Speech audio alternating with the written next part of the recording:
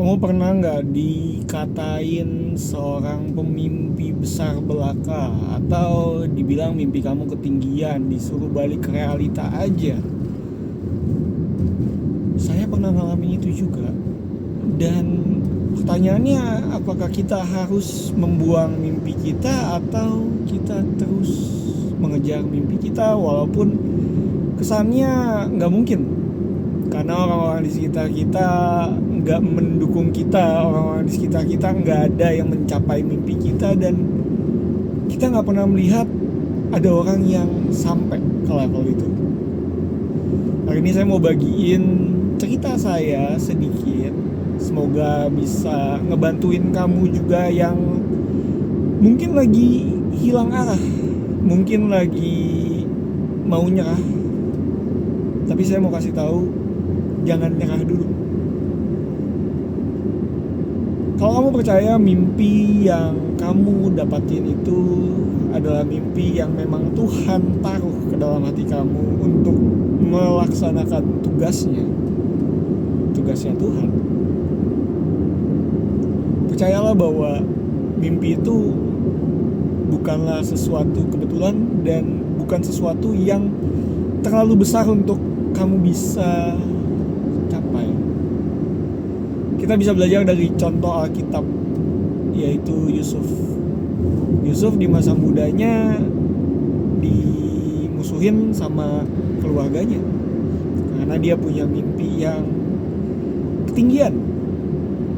Masa iya orang tuanya disuruh nyembah dia dan semuanya gak ada yang percaya. Mungkin kalau jadi Yusuf pun juga ngedown juga ya, orang sekitar menurunkan mimpi kita, gak percaya sama mimpi kita. Padahal kita tahu bahwa impian kita itu bukan sebuah impian belaka, tapi memang sesuatu yang kita inginkan. Ada satu quotes dari Myron Golden yang ngena juga ke saya, perkataannya dia. Dia ngomong bahwa keinginan atau desire untuk mendapatkan sesuatu itu, percaya nggak kalau itu Tuhan yang tahu? Percaya nggak kamu kalau kamu punya keinginan untuk maju atau keinginan untuk jadi lebih baik atau untuk membahagiakan keluarga kamu, itu juga semua karena Tuhan yang taruh. Keinginan kamu untuk dapat mobil mewah, keinginan kamu untuk punya waktu keliling dunia, dan semuanya itu Tuhan yang taruh. Memang ada egoisme kita juga yang ikut berperan. Tapi kalau kita telaah, di Alkitab sendiri udah ngasih tahu dari Yeremia 29 ayat 11 ngingetin bahwa masa depan yang Tuhan taruh itu masa depan yang penuh dengan damai sejahtera. Bahasa Inggrisnya prosperous atau makmur, banyak uangnya, berkecukupan. Dan masih banyak hal lainnya yang Tuhan sebenarnya udah siapin buat kita. Permasalahannya, mimpi kita memang Tuhan taruh jauh lebih besar daripada kita. Karena Tuhan pengen kita tahu satu hal. Tuhan pengen di saat kita mencapai mimpi kita, kita sadar bahwa Dialah yang membuat mimpi kita berhasil. Dia pengen kita tahu bahwa mimpi kita itu gunanya adalah untuk menyenangkan hatinya Tuhan, untuk mempermuliakan kerajaannya Dia, untuk membawa kedamaian bagi orang di sekitar kita, dan untuk jadi berkat. Kalau mimpi kamu hanya terbatas sama diri kamu sendiri, kita sama aja seperti orang kaya di perumpamaan Tuhan Yesus yang cuma ngegedein lumbungnya, habis itu jatuh sakit, dan akhirnya gak bisa nikmatin apa yang ditabung di lumbungnya.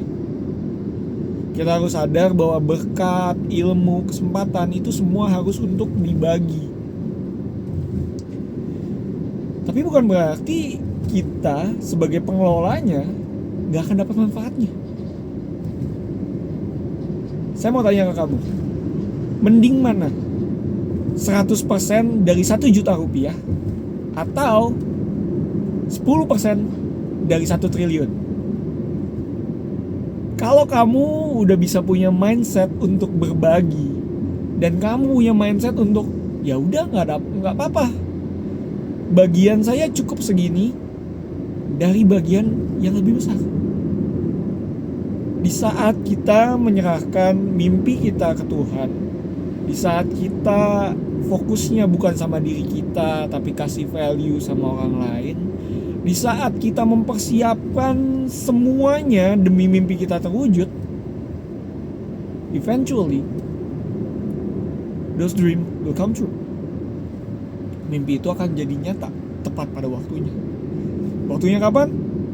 Disitulah kita diuji. Apakah kita akan sabar? Apakah kita akan tekun? Apakah kita akan tetap gigih? Apakah kita akan tetap percaya? Saya tahu ini semua gak mudah. Saya tahu kamu udah selangkah menuju menyerah. Tapi saya mau ngingetin bahwa firman Tuhan itu adalah pelita bagi kaki kita. Pelita jarak pandangnya itu dikit. Mungkin yang bisa kita lihat cuma 1 langkah atau 2 langkah. Tapi disitulah Tuhan pengen kita beriman sama Dia. Kalau kita percaya bahwa mimpi kita itu datangnya dari Tuhan, keinginan kita itu datangnya dari Tuhan, semua yang kita ingini dan mimpi kita ini bisa berdampak bagi orang-orang lain, tetaplah berjalan selangkah demi langkah. 1 klien lagi, 1 telepon lagi, 1 video lagi, 1 hari lagi. Saya percaya waktunya pasti akan datang. Dan di saat waktunya datang, bukan penyesalan yang akan datang, tapi rasa bersyukur karena kamu tetap berusaha mewujudkan mimpi kamu. Semoga kamu yang lagi mau nyerah, lagi putus asa, bisa dikuatkan. Jangan lupa berdoa. Serahin semua ke Tuhan. Semua masalah, semua beban kita. Tuhan bilang, serahkan semua bebanmu kepadaku, pikulah kuk yang kupasang. Karena kuk yang kupasang itu ringan dan enak. Kuk ini bicaranya tentang beban yang dibawa sama 2 orang. Kuk itu kayak bentuknya huruf M, itu dibawa sama sapi buat bawa ngebajak sawah. Dan kita tahu bahwa Tuhan itu adalah ibarat katanya ya, sapi yang lebih besar daripada kita gitu. Kita ibarat katanya sapi muda yang ya kecil. Cuma Tuhan tetap mau bawa beban itu bersama dengan kita.